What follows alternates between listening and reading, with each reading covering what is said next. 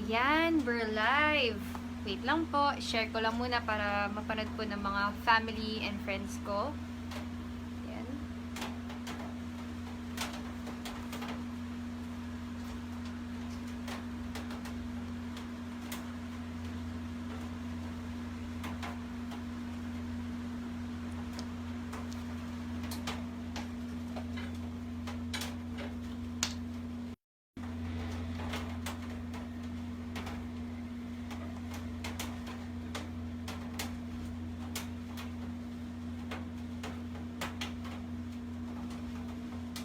Wait lang, hindi po ako marunong mag-share.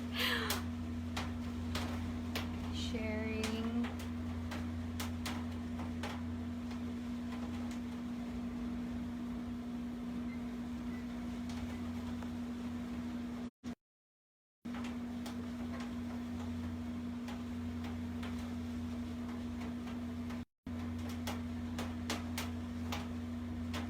Hello po sa mga nanonood ngayong gabi, isang maulang hapon po sa inyong lahat.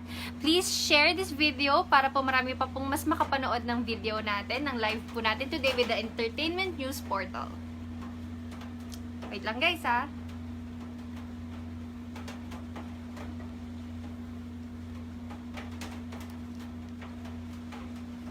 Paano ba mag-share? Hi po, Renz Normantan. Hindi ko ma-share. Hindi ko siya ma-share.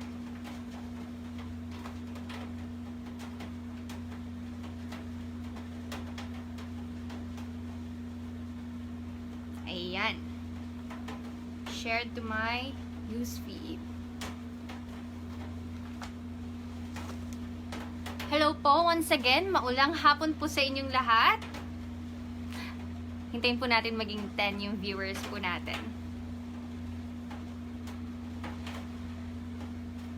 Ayan.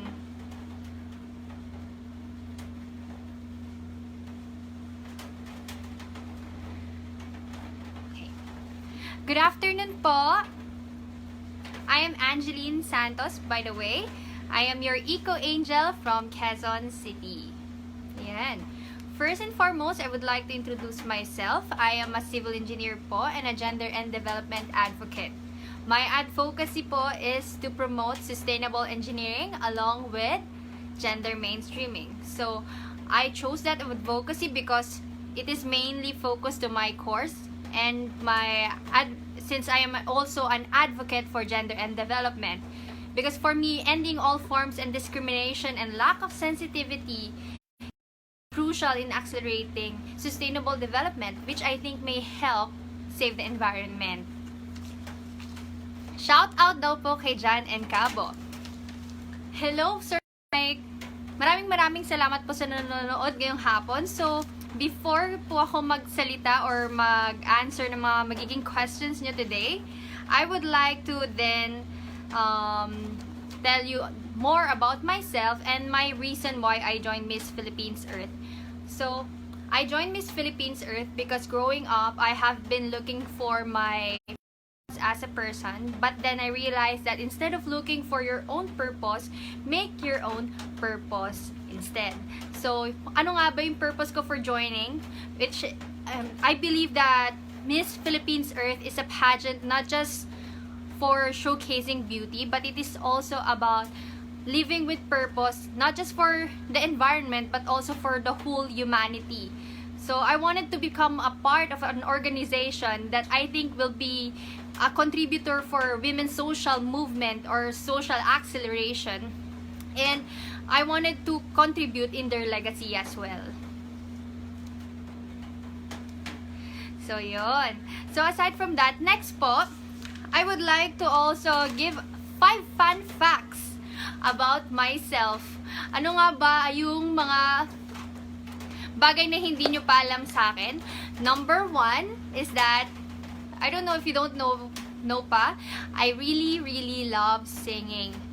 I just, after maging busy siguro, or medyo I lost my passion with singing kasi naging busy ako with my studies, with my job as an engineer. I also focusing with my master's degree. I also have a business. So yun. For now, since we are stuck in our homes and we are under enhanced community quarantines, it made me realize that we should also look after our past and recalibrate our minds and discover what are really the things that we love to do. So number 2, fun fact about me. So yun nga, I am also an anime lover. Before po, I love cosplaying. I also love video games and anything related to Japanese culture. Fun fact number 3, ano nga ba? Fun fact number 3 is I love animals. I have 2 rescue cats, Gracia. She's right here. She's playing with my things.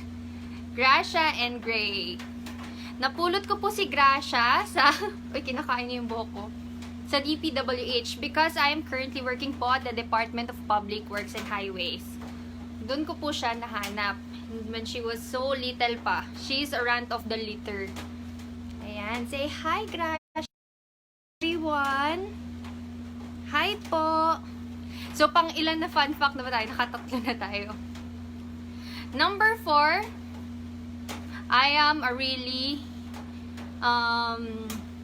really love reading science fiction books. Ang pinaka-favorite ko pong book is entitled Sphere by Michael Crichton because it tackles about your own mind, your manifestation of things, and how powerful it can be. Yan. And last po, medyo nahihiya po akong sabihin tong 5th thing about me because it's kind of weird for other people. Pero ever since I was a child, iniwan po kami ng mom ko. Meron po siyang binigay na twin doll sa amin nung little si Kyra. One is called Sunshine and the other one named Takeda. So sa lahat po ng mga naging live ko, ito po yung magiging first time na makikilala nyo si Takeda. This is Takeda. Takeda is like my comfort blanket. Whenever I'm sad, I feel alone, I have Takeda. Hello po. Good afternoon. So, yun po yung 5 fun facts about me. So, before ko rin sagutin yung mga questions nyo on the comment section, I would like to discuss also the current activities that we are having for the Miss Philippines Earth. Since we are already transitioning to a virtual pageant, our competition mainly focused on Earth Talk. So, ang naming Earth Talk would be beat the COVID-19 craze, wherein the candidates are given an opportunity to showcase their resourcefulness and creativity by making their own PPEs or protective gears. So it should be fashionably done, and every week 3 candidates are given a chance to talk about their work. So ang schedule ko po is on May 19, Tuesday. That is from 2 p.m. to 3 p.m. So, watch nyo po ako on May 19. Yan.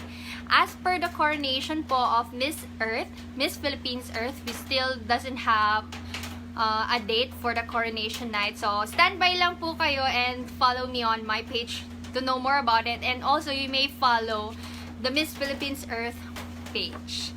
Okay. So, next po natin.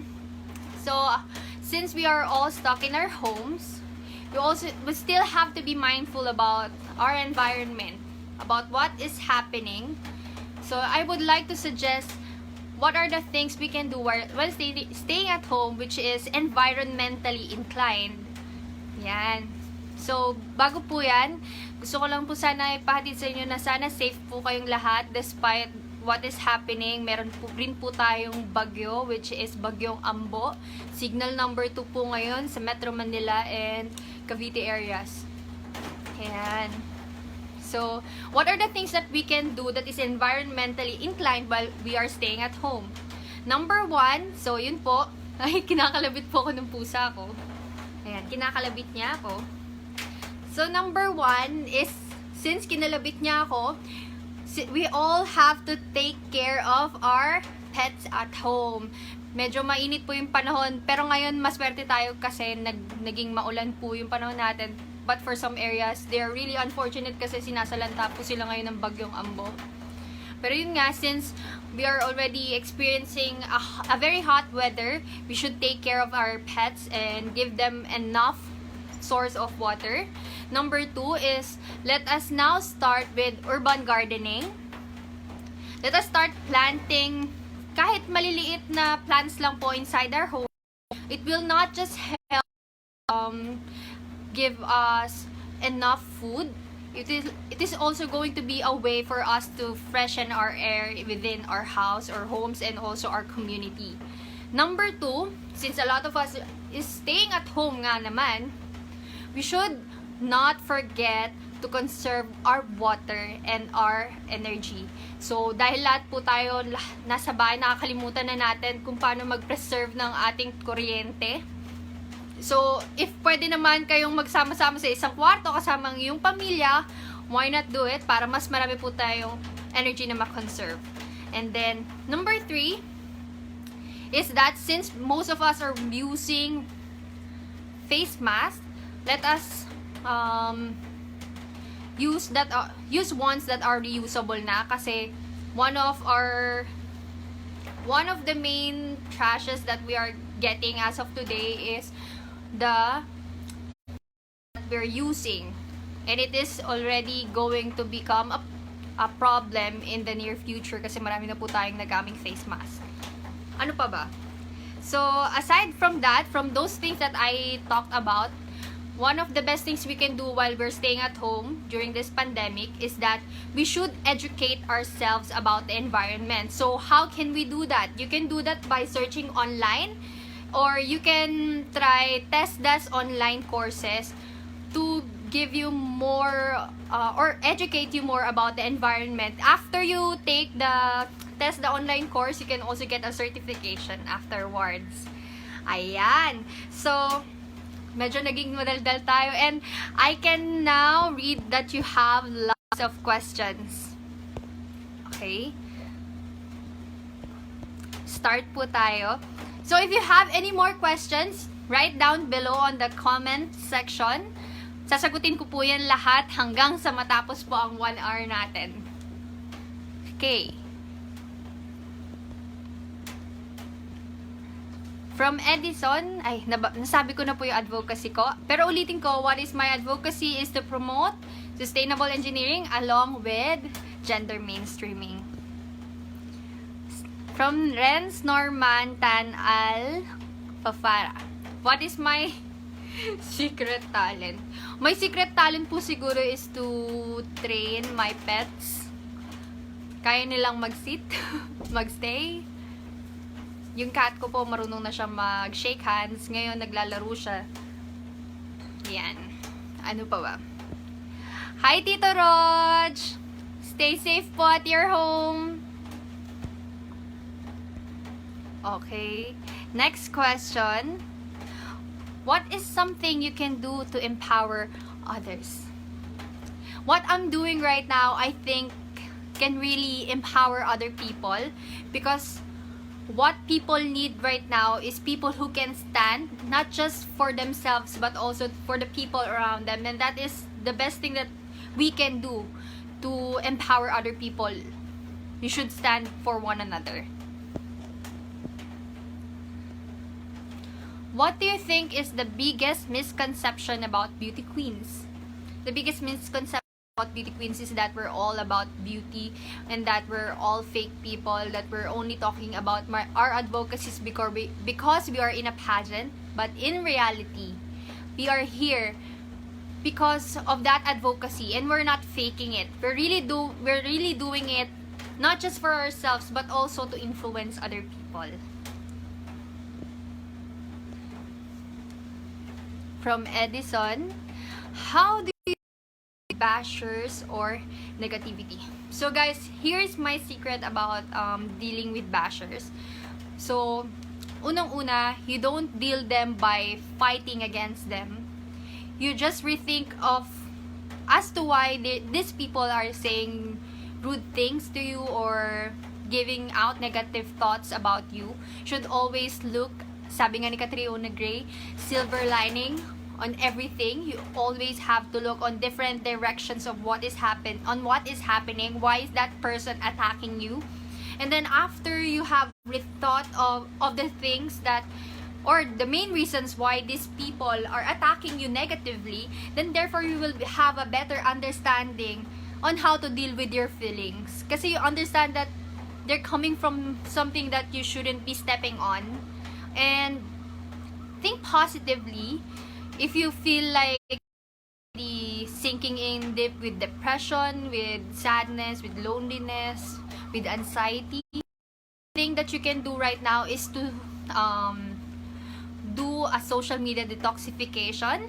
Stop using social media for a day, and then sleep, listen to good music, eat your favorite food, call your family, just overall do the things that you want or you love.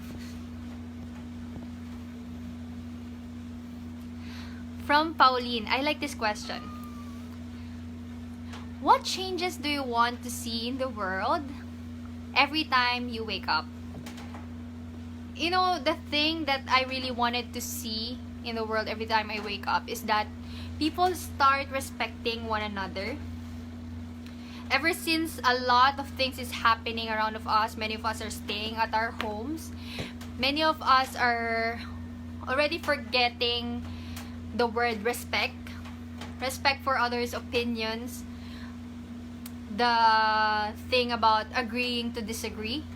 So, every time I wake up, I just pray and hope that people remember the word respect, because that is what we need to fight against anything that is happening around us. From Pauline again, what is beautiful? Para po sa akin, beauty isn't just, it's cliche, but it's still not just about your physical appearance, kasi it can be subjective. It can be different from person to person. Beauty can be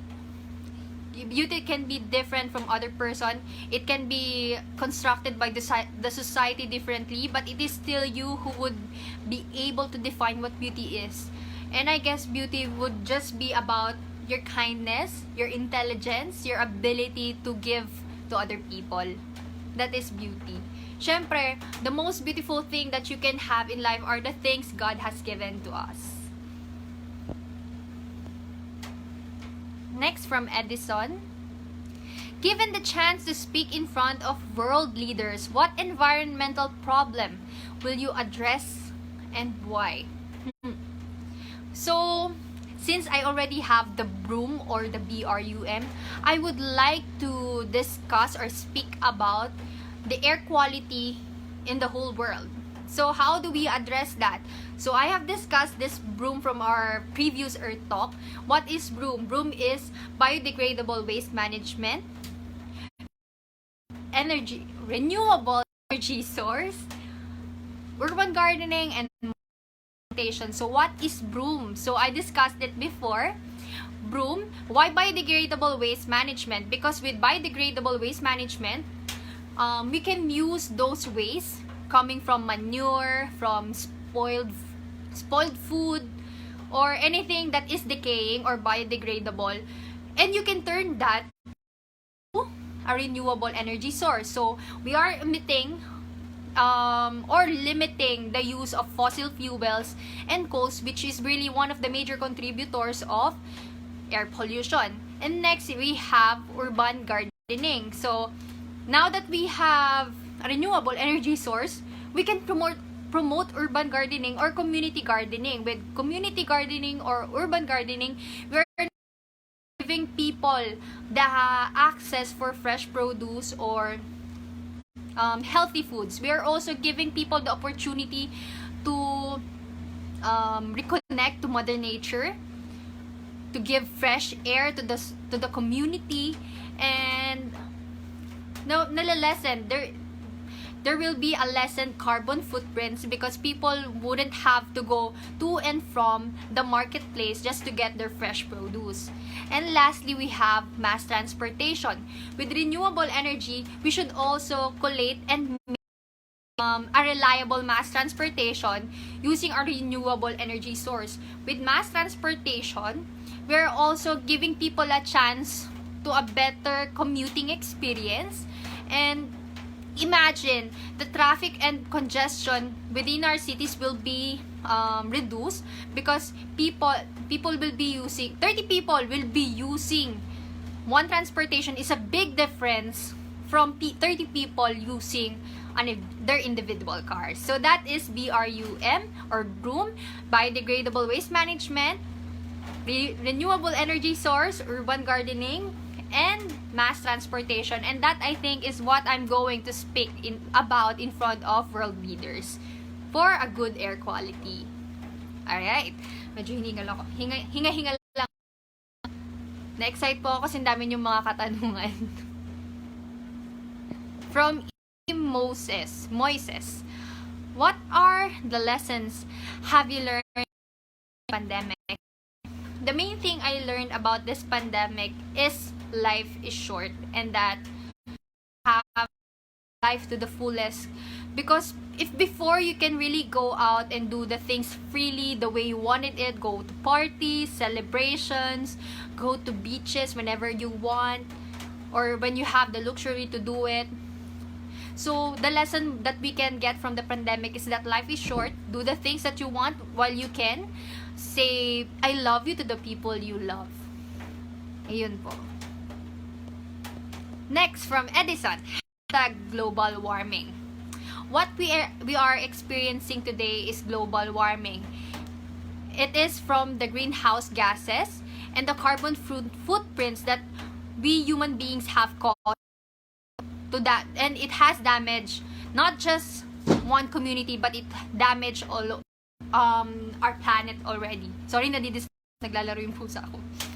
And then with global warming, we are now experiencing climate change, and it is not just damaging our Mother Earth, but it is also disrupting our day-to-day activities because of climate change. From Jella and Cheryl, do you think social media is a positive or a negative thing? For me, social media can become both a negative or a positive platform. But if you're gonna use it to voice out your opinions, to influence people and inspire them, then it is going to become a positive place for people to be in. So let us stop negativity and start respecting each and every one of us. Next, from Edison, #sexual harassment. Sexual harassment has been a real big deal for a long time now. It has been happening all over the world, and with the current crisis or pandemic, since most of us are staying at our homes, where some people can become victims of gender-based violence because they're staying with their perpetrators. They cannot go out, they can ask for help. So what we need to do is to raise awareness to stop sexual harassment. That's it po. Hello, Papa! My father is watching right now my live. Ingat po kayo dyan sa Cavite. From Edison again, #plastic pollution. Plastic pollution has been long gone the most problem or the most horrible problem that we are facing in our Mother Earth, or environmental problem that we are still trying to eradicate or remove.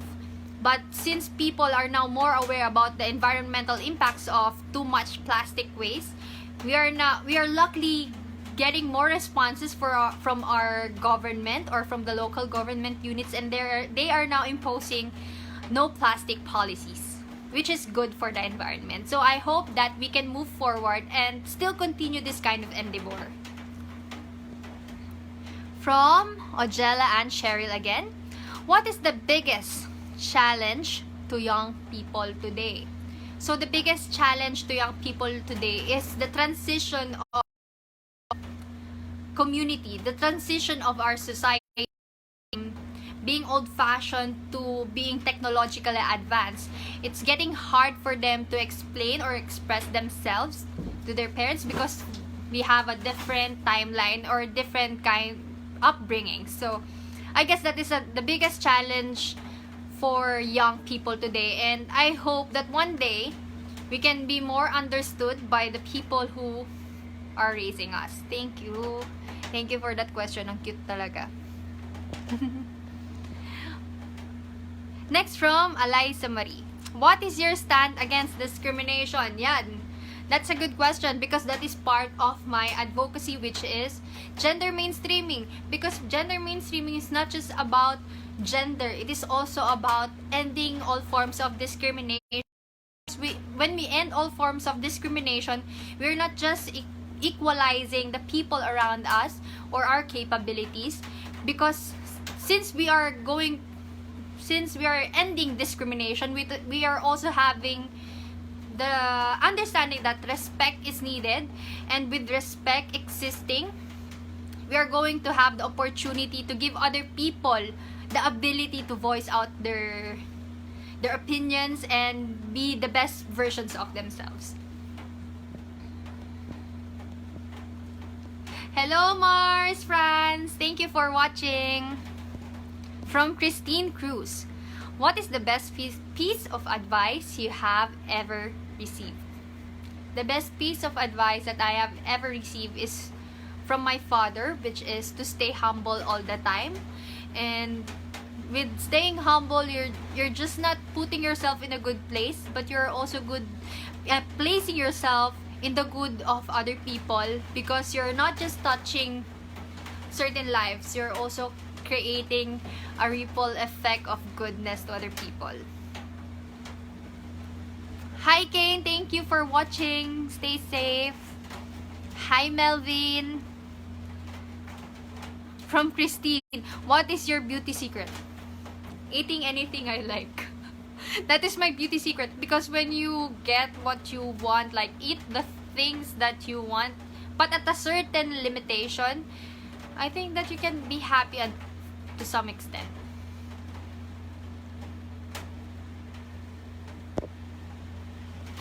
From Christine, what is your energy? Coffee or Coke? Coffee. My boyfriend really loves coffee, so I got addicted to coffee as well. And it's really like giving me enough energy every day in the morning. Different tastes of coffee from around the world is also kind of overwhelming, and it's giving me a new kind of experience. So coffee.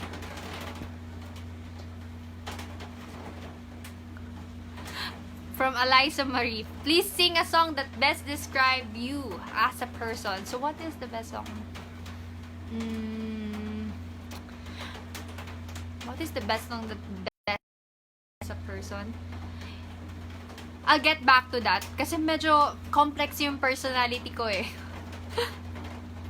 Next, from Christine, bilang prof sa college, ano pong hindi mo makakalimutan? Nung nagturo po ako sa mga college students, I guess the thing that I would never forget about these kids, these children, is that they're so hardworking. There may be students that doesn't look that they're participating well in their classes, but at the end of the day, you would know that there are really real life happenings or situations that is hindering them from their education. So if you're planning to become a teacher or an educator in the future, you should also look at the other side of the story of these students and give them enough chance to prove themselves, because education is not just about getting high grades or learning every topic that you will have in your syllabus, but it is also about creating a learning experience for the students and gaining more experience while learning in the classroom.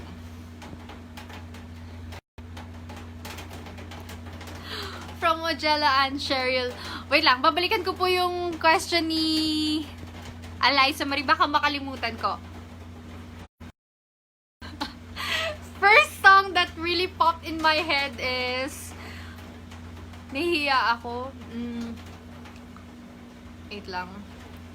Yung ano po, yung How Far I'll Go. Because I was really inspired by that song. By Auli Cavallo from Moana. So, kantahin ko ba? See the line where the sky meets the sea. It calls me, and no one knows how deep it goes. Yun lang. Sino po si Angeline from Majalaf? Sino po si Angeline Santos? 5 years mula ngayon.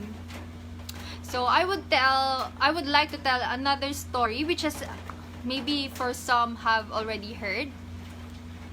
During my class in Human Behavior and Organization, from one of my classes in my master's, the professor made us write what you'd think you'd be 5 years from now. And written was me becoming an international civil engineer, international law, an international consultant, being so successful in everything, having a big house, having blah blah blah, and being successful in all.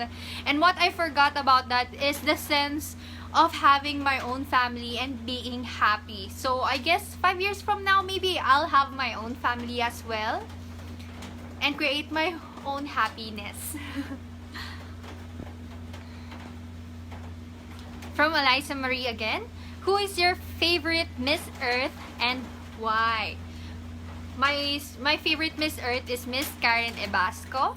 She's Miss Earth 2017, and she really inspired me because she's not just there to become a beauty queen. She's there to transition from becoming just a beautiful person to a person who helps people through her mind and her advocacy. So she's my favorite Miss Earth.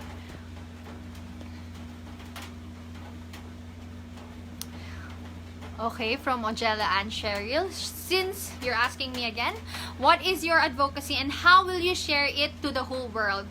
So then again, my advocacy is to promote and encourage people to become promoters of sustainable engineering along with gender mainstreaming. And I would be able to share that to the world if you're going to make me the next Miss Earth. But for now, the main thing that I can do to share it to the world is through social media. And that's the closest thing that I... Thank you for the questions po. Okay. From Miss Ina Marga. #Heal Mother Earth. Since most of us are staying at home because of the pandemic, it is not just hard hitting on our economy or our lives, but it is also helping Mother Earth to heal. So this is a wake-up call for each and every one of us that while Mother Earth is healing because we're staying at home, let us transition when we come out and continue helping Mother Earth heal. Yun po. Thank you. Hello, Paulo! Thank you for watching. Hello to my sister, Kyra. Next from... May nakapagsabi na ba sa'yo kamukha mo si Moira? Baka po ngayong araw lang. Kasi minsan po kamukha ko si Sarah G. Marami akong kamukhang singer. Okay. Next question. #safety. Wait lang yung bangs ko, guys. Medyo getting in the way. #safety. Safety is what we need, but we can only achieve safety if we're going to use precautionary measures to achieve safety. the best thing that we can do to be safe today is to practice social distancing and proper hygiene so that we are going to stay healthy and prevent ourselves from acquiring coronavirus. Grabe yung tanong ni Sir Cyril. How do you correlate sustainable development goals in your advocacy, sustainable engineering in promoting gender equality? So, bakit ko po ba kinorelate yung dalawa? For one, because I believe that people should be the core of any advocacy. Yan. Wait lang po ah. I think that something is happening. Wait lang guys, I'll be right back.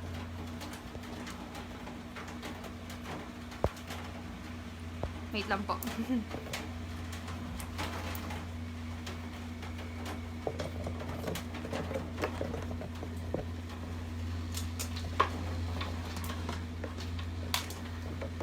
So guys, I'm having problems with my connection and my electricity. So, maraming salamat po sa mga nanonood ngayong araw. And medyo pinapasok po tayo ng flood ngayon dito sa window ko. So, I will have to cut this live video short.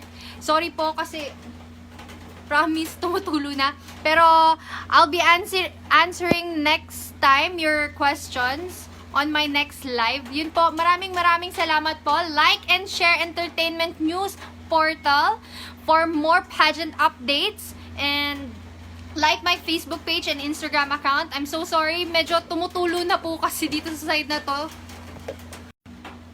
Ewan ko kung paano pumasok yung water. So, bye guys! Maraming salamat po. And thank you for having me, Entertainment News Portal. I will be seeing you on my next live.